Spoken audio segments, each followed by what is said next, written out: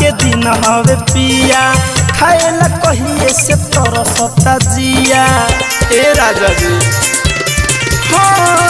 आज बाजार के दिन हवे पिया खाएला कहिए से तरसता जिया। हाल से जाई बजरिया पिया हमके खिया दी एगो भकुरा मछरिया। ए राजा हमके खिया दी एगो भकुरा मछरिया।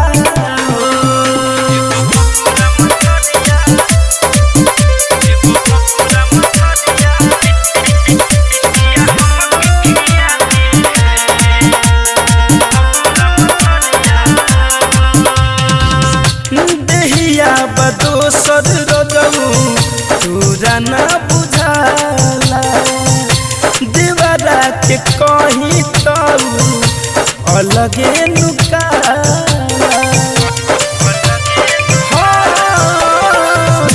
देहिया बदोसर रोजऊ तोरा न बुझाला देवरा के कहीं तो अलगे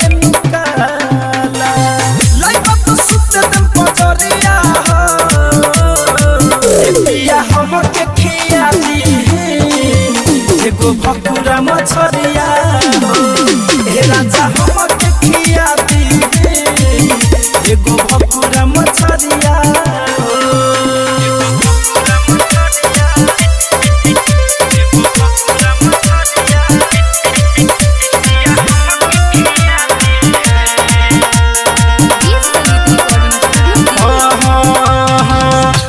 मीठू मिसाइल पियऊ बुझलो मजाक हो कहला पलाल कके तहके लाख हो।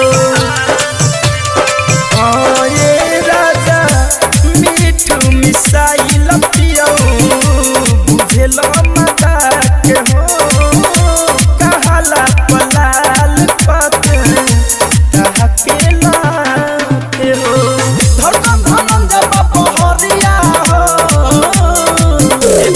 हमके खिया दी एगो भकुरा मछरिया।